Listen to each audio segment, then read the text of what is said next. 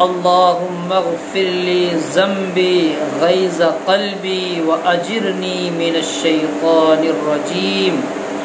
یہ دعا میں نے آپ حضرات کے سامنے اس لیے پڑھی ہے کہ تاکہ آپ حضرات کو علم ہو جائے کہ ہمارا غصہ کس طرح کنٹرول ہو۔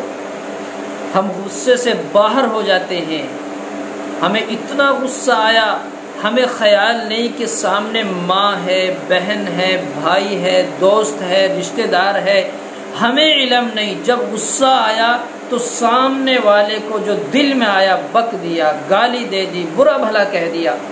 ہمیں یہ خبر نہیں کہ اس کا دل ٹوٹ گیا ہمارے غصے کی وجہ سے، وہ چور چور ہو گیا، ہم سے دور ہو گیا۔ میرے آقا جناب محمد رسول اللہ صلی اللہ علیہ وسلم نے ارشاد فرمایا، ابن سنی میں یہ روایت لکھی ہے کہ جب آدمی کو غصہ آئے تو یہ دعا پڑھ لے، اللہم اغفر لی ذنبی غیظ قلبی واجرنی من الشیطان الرجیم۔ اے اللہ میرے گناہوں کو معاف فرما دے، میرے غصے کو ٹھنڈا کر دے اور مجھے اجر عطا فرما۔ شیطان مردود سے میں پناہ چاہتا ہوں، میری حفاظت فرما۔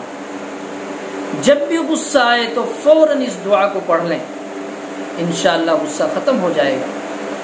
حدیث میں نبی کریم صلی اللہ علیہ وسلم نے ارشاد فرمایا کہ جب آدمی کو غصہ آئے، اگر وہ کھڑا ہوا ہے تو بیٹھ جائے، اگر وہ بیٹھا ہوا ہے تو لیٹ جائے، اگر وہ کہیں کھڑا ہے اس جگہ کو چھوڑ دے، دوسری جگہ ہو جائے، اپنی جگہ سے ہٹ جائے اور یہ دعا پڑھ لے تو انشاءاللہ اس کا غصہ ٹھنڈا ہو جائے گا۔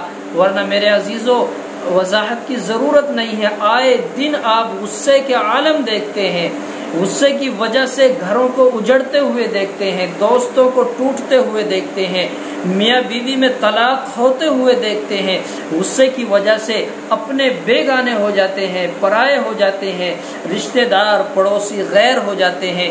یہ ایک غصہ ہے جو ہمیں اپنوں سے دور کر دیتا ہے۔ اس لیے میرے عزیزو غصے پر قابو کر لو، غصہ شیطان کے تیروں میں سے ایک تیر ہے اور سب سے زیادہ خطرناک تیر یہی ہے غصہ۔ اس غصے کی وجہ سے آدمی وہ کام کر گزرتا ہے جو کبھی اس نے سوچا بھی نہیں تھا۔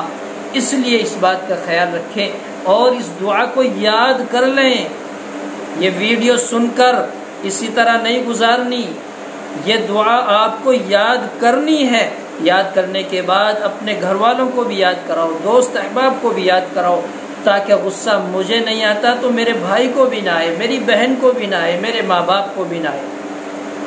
ہمیں سبھی حضرات کو غصے سے بچانا ہے، اس لیے یہ دعا یاد خود بھی کریں، اپنے بھائیوں کو بھی یاد کریں انشاءاللہ۔